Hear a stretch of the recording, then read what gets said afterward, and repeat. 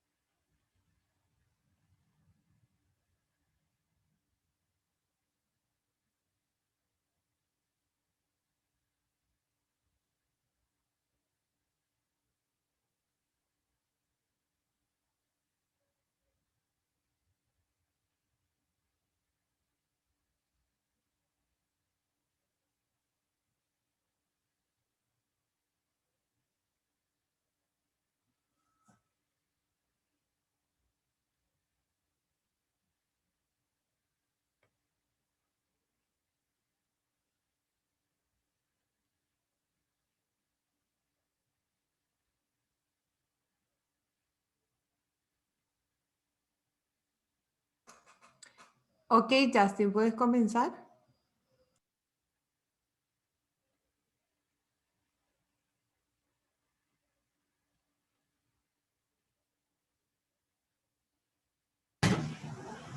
De hecho, el paso se lo cedemos a nuestro director Carlos Pantaleón para que introduzca este seminario. Perfecto, muchas gracias, Justin. Buenas tardes, sean bienvenidos todos a nuestro segundo seminario titulado Smart Cities, promoviendo la innovación y adaptación tecnológica en la República Dominicana. Este evento ha sido organizado de la mano de la IEEE Dominicana, en conjunto con la red de Island Innovation y el Comité de Estudiantes de Ingeniería Mecánica y Eléctrica de la Pucamaima.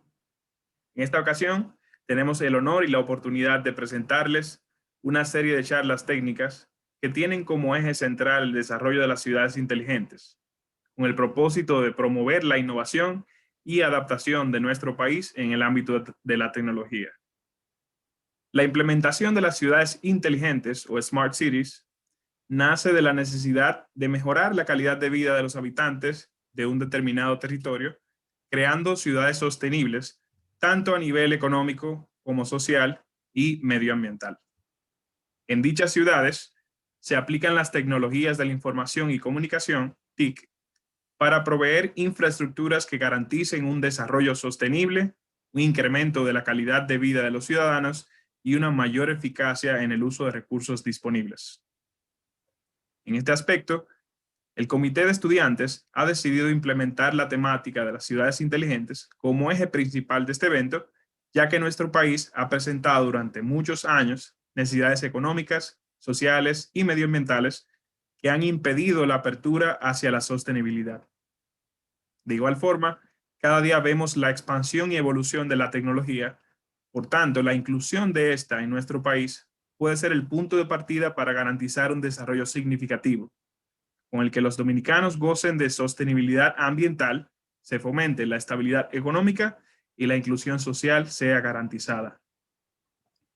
Por tal razón, en esta actividad, con el apoyo de charlistas locales e internacionales, conoceremos en breve los tópicos relevantes como son aplicación de machine learning, gemelos digitales, redes urbanas de refrigeración, energía mini eólica urbana, ciudades hiperconectadas, microredes de generación renovable en redes de baja tensión y resiliencia y autocuración basadas en microredes. Esperamos que este evento pueda ser de provecho y aprendizaje para cada uno de los participantes y que sirva como aporte a la meta de crear capacidad, innovación y adaptación tecnológica en el país. Agradecemos nuevamente a la IEEE Dominicana y a Island Innovation por su gran colaboración en conjunto con el Comité de Estudiantes de Ingeniería Mecánica y Eléctrica, por su apoyo a esta actividad y sin más, agradecer a cada uno de ustedes por atender a este segundo seminario Smart Cities. Muchas gracias.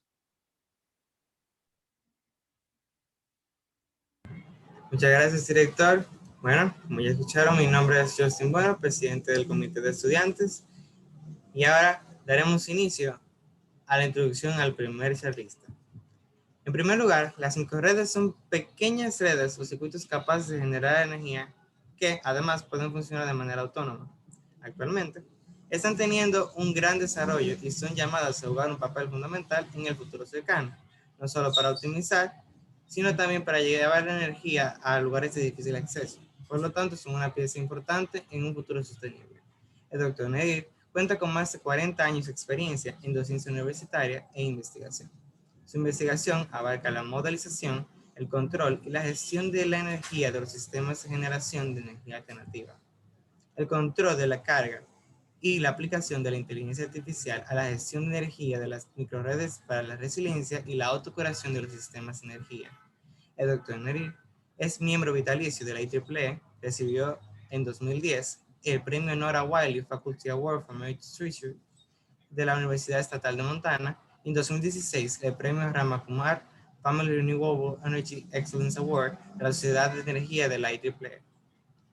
Ha dado conferencias sobre su investigación y actividades educativas en más de 10 países de todo el mundo. Quiero recordarles que sus preguntas son dejadas en el chat, pues estarán contestadas al final de la charla. So now, Dr. Hashem Nedir, it's your turn to talk.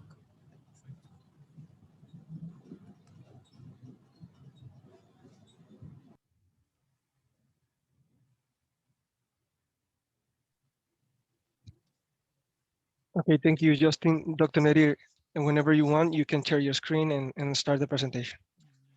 Right, thank you. Okay.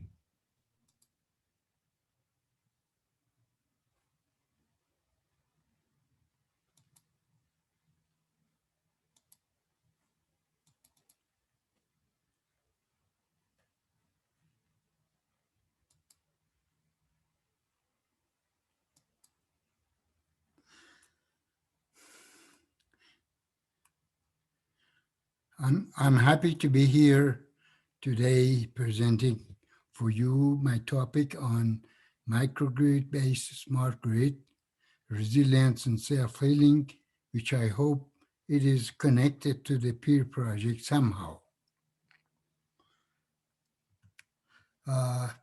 Before I start, I'd like to thank the PEER project at PUC CMM and the IEEE Dominican Republic for inviting me to give this presentation.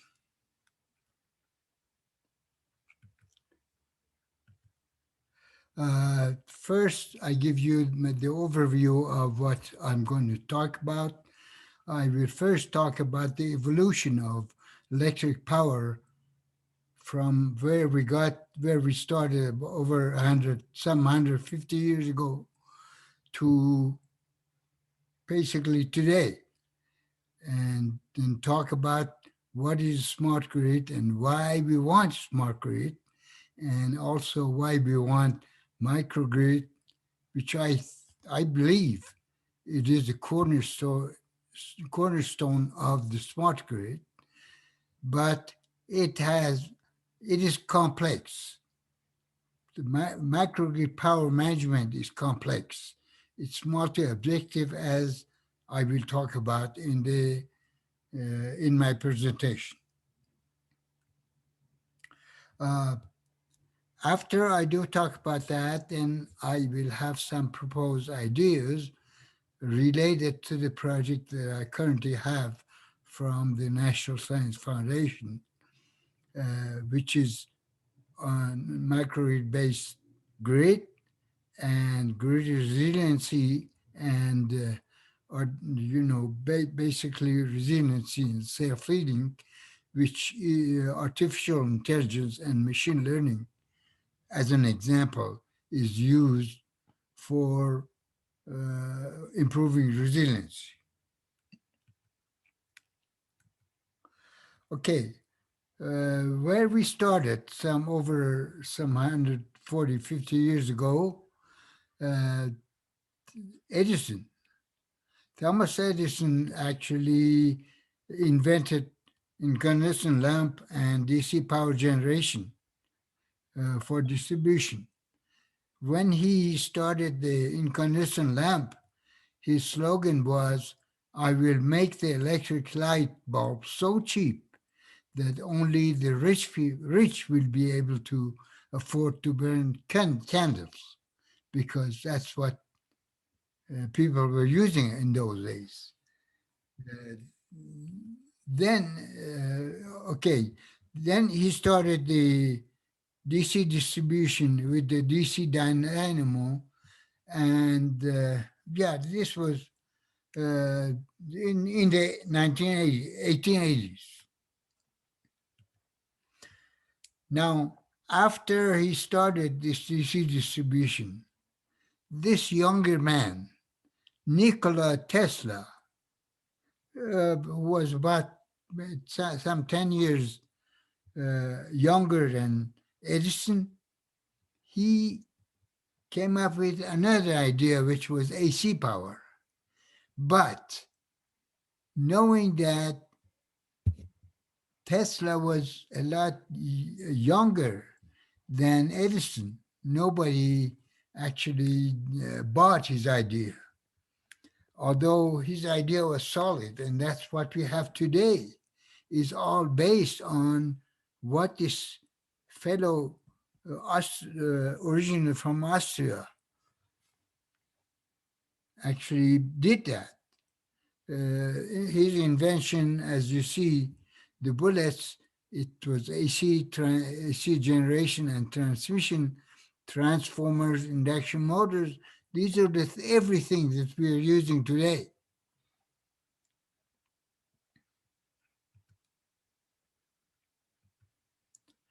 Then, as I mentioned in the previous slide, Tesla invented all these devices that you see, transformer, induction motor, and the AC power grid, but he couldn't sell his idea. The person who came to his savior was George Westinghouse. George Westinghouse was a businessman. He actually helped spearhead the development of alternating current, which was introduced by Tesla. So we went from there, and what we have today is all based on his work, Tesla. And on this slide, what you see is going from basically DC distributed generation or DC dynamo to what you see, the power plant here, and then the supergrid, the transmission line, and then the supergrid. This is what we have now for the past 150 years. That's where we started from the left and to what we have now, the supergrid. Now that we see the evolution, we are talking about smart grid. What is a smart grid? It's a great communication-based and data-driven operation of every part of the grid, data-driven operation part of every part of the grid. That means from every device, we get data, and those data have to be analyzed. That's a hard task. Now, this is what we have as a large interconnected system for the US and everywhere else for transmission and distribution. We have it all over the world. The problem as we see it now, I'm going to talk about this several times, as we see it, a very small fault could cascade and actually create catastrophe. So that's what you see here, electrical faults or inevitable, whatever that can happen, it will happen someday. And it has happened in the past. There's no guarantee that it won't happen again. So a small fault on a large system could turn into a cascading fault and cause catastrophe. The catastrophe, beside the inconvenience, it means millions of dollars. So, distributed generation. Edison started from DC distributed generation. Now we are going back to AC distributed generation, or perhaps DC. Who knows that? Who knows? Actually, the solar rooftops that we have seen all over the world, those are DC distributed generation, but thanks to the power electronic in the DC to AC inverters would convert DC to AC, and we can use it with the existing grid. So distributed generation refers to a variety of technologies that generate electricity at or near where it will be used, such as solar panels and wind turbines. Now, wind turbines, we have it at the distribution level. We have it large wind farms that could be directly connected to the transmission lines. So they can operate standalone or tied to the grid. This is what distributed generation is. So here on the left, we see a central power plant. We're talking about thousands of megawatts here. That is connected direct transmission line and converted, step down to feed the distribution system, and will go to the customers. Now, on the right side, you see distributed generation. It could be wind, could be solar, could be gas turbine or microturbines, fuel cell, or batteries. They could all directly connect to distribution system. That is what we have normally today. And my talk mainly is on this, how we make this distribution grid smart, self-healing, and resilient. Now, the distributed generation, on the right, you see the figure. That figure, if we have the grid and the distributed generator is connected to the grid,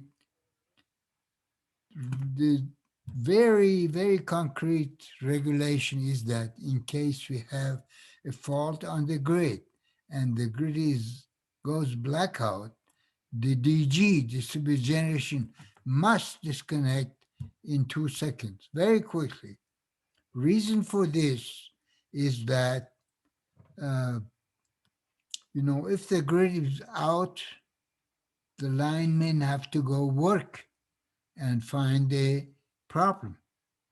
But if the DG is connected, the DG actually could basically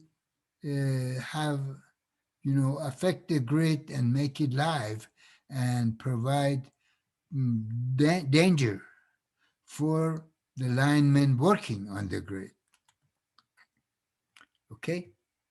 And now here, actually, this is basically off, but because it's a part of the smart grid right now, several utilities I know that use the same concept.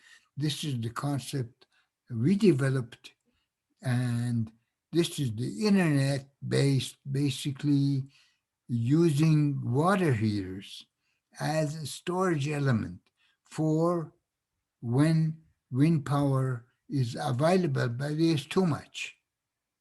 The issue is, actually, you see, I have been working on water heater power management for over 25 years. Some consulting firms from the power companies that had wind farms, they contacted me and said, hey, can we use that for wind farms? The problem they had, in the middle of the night, when power demand is low, wind is high, and they had to shed some wind turbines. Well, this is not what we want. So we thought about what we could do, because if the power is too much, then the frequency will go up. And of course, nobody likes that, and they get penalized. FERC, Federal Regulatory Energy Commission, would penalize them. So they came to me, and we thought about this, how we could do this through the internet, and then we found a way, and that the idea is now, the concept is being used by at least 2-3 power utilities that I know. When wind power is high, then through the internet, we can basically have a sensor data logger on the internet, on the hot water heater. So when the power is high, through the internet, signal goes here, and this signal turns on the water heaters by increasing their thermostat set point. In other words, the set points, if I don't know if you use degrees centigrade or Fahrenheit, but in the US, we use degrees Fahrenheit. Normally, the water heaters, the thermostat set point is set to, say, 120 degrees. All right. Now, we suggested that we could increase the set point when the wind power is high in the middle of the night. We could increase the set point to, say, 160. And then all the water heaters turn on and take powering. All right. This way, we can basically use the water heaters as storage elements. And when the wind power is low during the day, if there's no wind, then the water heaters, their thermostat set point could go down. Instead of 120, we put it at 115. Now you see some results on the next slide. You see right here, when the wind power is high, then the thermostat set point goes up. And when wind power is low, then the thermostat set point goes down. This way, basically, utilities could basically save a lot of power. And the main point is, for the customers, in the middle of the night, the customers could be in sleep, they don't even recognize it, but they have to give a permission to the utilities, so that the utility could control their water heaters. And of course, this has to be based on some incentives. Now here we see some results here. Now you see, this is what we saw on the previous slide and down below, we did a study of 1,000 water users.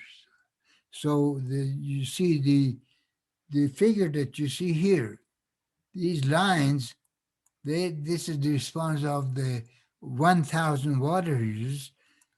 Basically, the thermostat set point going from 115 to 160 and so on. Okay, so this is random process. And this could also be used for load shifting.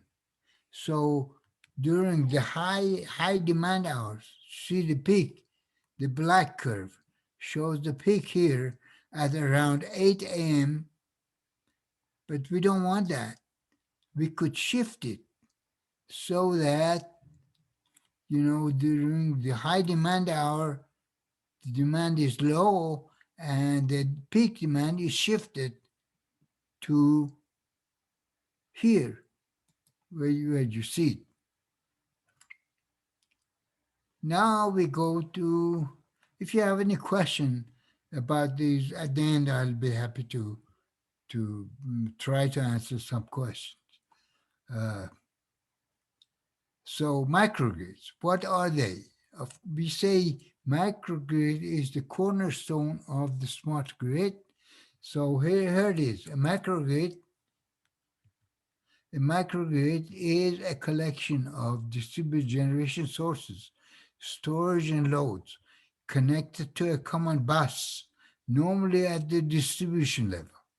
Okay? Microgrids can be connected to the utility grid or operating in island or standalone. So this is the switch at the point of common coupling that could be connected. So the microgrid is connected to the utility grid, or the microgrid could be operating at standalone. So, of course, you see, this is the key point. Microgrids are small in the order of maybe 50, 100 megawatts, compared to central power plants, which are thousands of megawatts. Okay, so being small, it's easier to control. So microgrids are easier to control than large power systems. That's my basically point for going to microgrids for resilience. So this is a promotional vision from the Department of Energy, U.S. Department of Energy, that shows basically the different microgrids, different buildings, or even a house with a hybrid or electric vehicle. In smart grid, you have a lot of data crunching. Finally, each microgrid is connected to the distribution system or transmission, and then the power goes to being transferred. So here, microgrid needs real-time power management. So you see the microgrid on the right, which has several distributed generation systems connected to the microgrid, but its management is complex. Why? Because we have several different sources, and the main point is here. These objectives that we may have. I give two examples here. One is minimizing cost, and one is minimizing emission. Of course, we want both, but these two are conflicting. That means if we want to minimize costs, the emission can go up. Of course, if you use a coal-fired power plant, then the cost will go down, but the emission goes up. If you want the emission to go down using wind, solar or fuel cells, for example, the cost will go up. So this is what you see. These are conflicting objectives, and that's why the management is difficult. So here is where artificial intelligence, based on multi-objective optimization algorithms, play an important role in real-time operation of microgrids. So this was basically my argument for using artificial intelligence. So here is an example. Here is a microgrid. This is again our work. Here is a microgrid with storage, diesel generator, battery, solar cell. And for each of these, we have an agent. Now, we can think of these agents as a computer intelligent agent. A laptop could do all of this, or a small chip could do all of this. Okay? So these intelligent agents take data from their devices, storage or diesel in this case, or PV cell. They take data and they communicate with each other and make a final decision. Now we also have an agent for the common bus, for the AC bus. We have an agent for the point of common coupling. All right. So here, I already talked about these intelligent agents. What they are just mini computers. So here's again the microgrid. Now here you see the multi-objective problem with conflicting objectives, because we have, we have a diesel generator and PV cell. Of course, they have, different objectives. So because we have several objectives, then we cannot come up with one solution. We have several solutions, and we call these trade-off solutions. And between the trade-off solutions, then we can choose the best. So my key point here is because the system is multi-objective, we cannot have just one solution. We have many, and between many trade-offs, we need to find the best. So how do we do this? The appropriate solution is chosen based on the priority or importance of the objective. Which objective is more important? Which objective has priority? For example, minimizing cost has a priority, or minimizing emission has a priority. So here is the, one set of solution. As you see all of these dots. Each dot is a solution. So these vertical, dots that you see, these are vertical dots for each cost. Then as cost goes down, we come here. So where you see these red circle, that is the best trade-off. So all of these are trade-offs depending on what is our objective. Okay, but the best trade-off is right at the knee here. This is what we call, mathematicians call it Pareto front, Pareto frontier, and this is the best possible solution, Pareto optimal.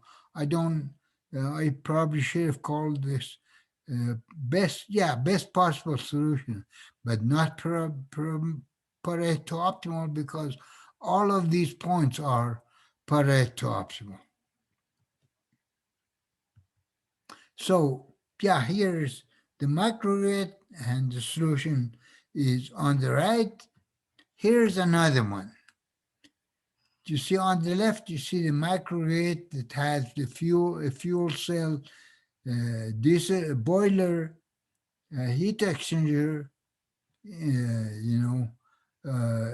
internal combustion engine, and then photovoltaic, solar cell, and also batteries. Batteries with bidirectional inverters connected to the AC bus. All right. So what you see here, these are many, many different points. These are all optimal for different trade-off solutions, whether we want the emission to be down or we want the cost to go down. So you see, these are different with different methods of particle swarm optimization or genetic algorithm. Both, all the points are basically lying on top of each other. Now, what is the best trade-off solution is, again, right, you see where the red circle is. Best trade-off solution. All right?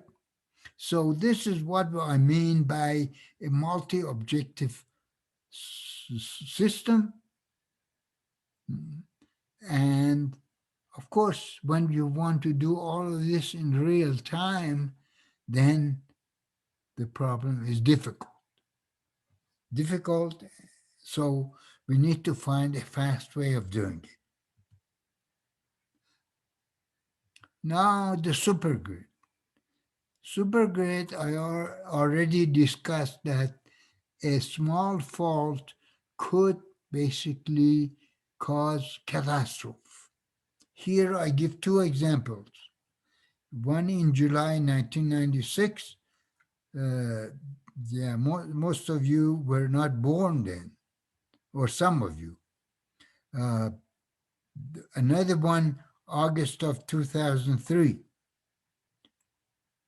In 1996, we had in the northwest of United States, a tree branch caused a transmission line, caused a fault on a transmission line in the northwest, and basically went all the way through,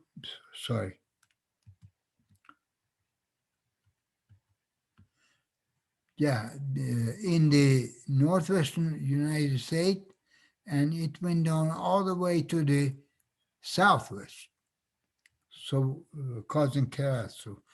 On August 14, 2003, it was basically overload of a transmission line in the northeast and caused basic catastrophe all around here. So my argument now is to go from the supergrid, use microgrids, several microgrids, to make the grid. So here's my example. Down in the lower right, you see the big grid, and made of several microgrids. Many microgrids, that these microgrids could actually be connected to. So the smart grid concept, it says extensive intelligence embedded in the electricity grid. We saw it if the microgrid has to have intelligence, sensors, smart meters, They all communicate in real time with the utility. So they use data. The third one says data exchange from the customer side to the utility side and vice versa. That's the key point. See, all the decisions are made based on real-time data. So finally, ability of the utilities to control a portion of customer load when needed based on previous agreement. This is what we call incentive-based customer participation or demand response. Now, coming to the definition of resilience, I just want to make sure I don't run over time. I am close to be done. The definition of resilience from the national academies says the ability to prepare and plan for, absorb, recover from, or more successfully adapt to actual or potential adverse events. Here, you see resilience. Here, if you have a fault on the grid, you see the grid goes out.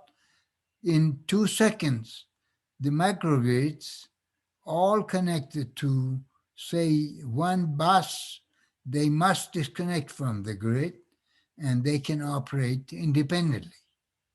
They can basically communicate with each other to make decisions.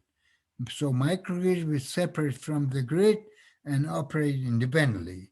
They reconnect when the grid, of course, becomes healthy. So here's my final idea. On the top, you see a whole grid, basically made of several microgrids or several REN. I call it regional energy networks. All right. So the green lights here, see if there's a fault on one microgrid. That microgrid, of course, it has an agent. It could take it off. All the microgrids could disconnect and reconnect without being connected to the faulty microgrid. So the faulty microgrid is out. The other microgrids operate at a different operating point, of course. And they will operate without the faulty microgrid until the faulty microgrid is basically repaired and it can come back. This is all done automatically. So here's normal condition here and then faulty condition here. So my conclusion, microgrid-based grid can make transmission and distribution of electric power more reliable, can improve the grid resilience, but public education is needed badly because customer participation or demand response is a big part of this, and the customers must agree. And for that, we need education. That's pretty much the end of my talk. Thank you for listening to me. If you have any questions, if there's time, I can basically, try to answer some question. If not, you have my email here, email address. You can contact me and I'll be happy to try to answer your question. Thank you. Thanks to you, Doctor. This was a very nice presentation. So now we have a few questions, but first, a todos los participantes, tenemos una encuesta que queremos que completen en estos pocos segundos. Tienen unos 30 segundos.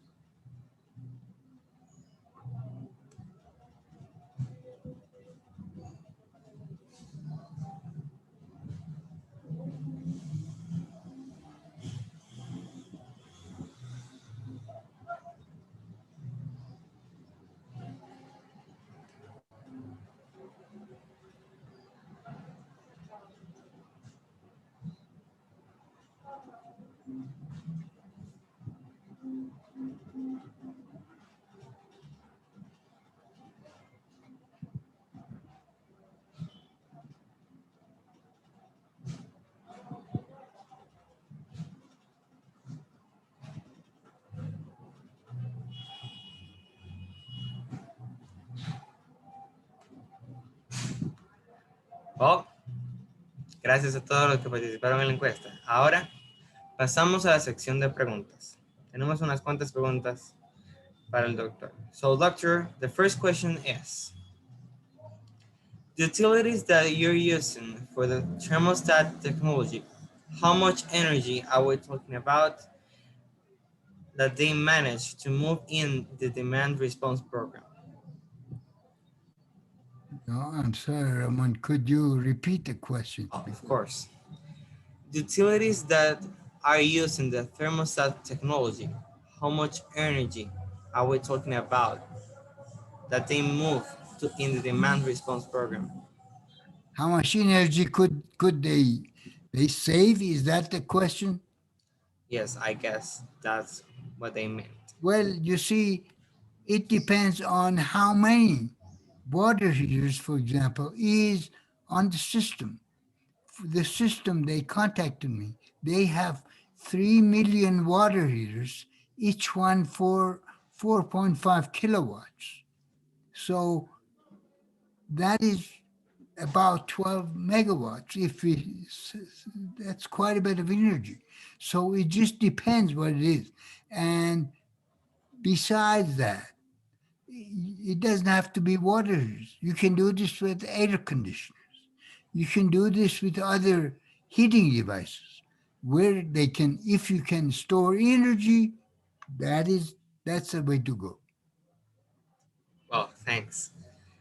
Now the second question is, which communications standards or modulation are used to transmit the data from the grid? Yes, I wish I could answer this because I'm not a communication man.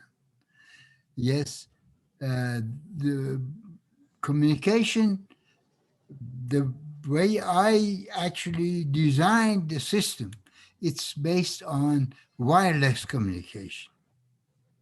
But as far as the type, I don't know. You could use optical communication between the distributed generation systems, but doing it through the internet, it is I assumed wireless technology. Okay. Then how is the water contained and what is it used for? How is the what? The water contained. Oh, the water in the water heater, you mean? Is Yep. that the question? Yes. Yes, you see, key point, if the water is hot, I actually did not mention this in my presentation. 160 degrees Fahrenheit is very, very hot. If it comes to your skin, on your skin, it burns. So the water heater must have a valve, mixing valve inside them so that the water is mixed with the hot water, is mixed with cold water before it comes out of the faucet. Yeah, so yeah, to make sure that it is safe for customers. Understood. So thank you for your time and for being here today. That's all the questions we have for this little time. So thank you again. Thank you much. I appreciate it. Bye-bye. Should I disconnect now or what? Wow. Ya, ok. Nos vemos en la próxima sesión. Les he compartido a todos los asistentes de este evento, les he dejado el link en el chat, así que el que nos quiera seguir, vamos a comenzar en alrededor de 10 minutos, todos invitados a participar sobre aplicaciones del Machine Learning, así que los que quieran participar, por favor hacer clic ahí y nos vemos allá. Muchas gracias y gracias por toda su participación el día de hoy y nos vemos en la siguiente sesión. Adiós.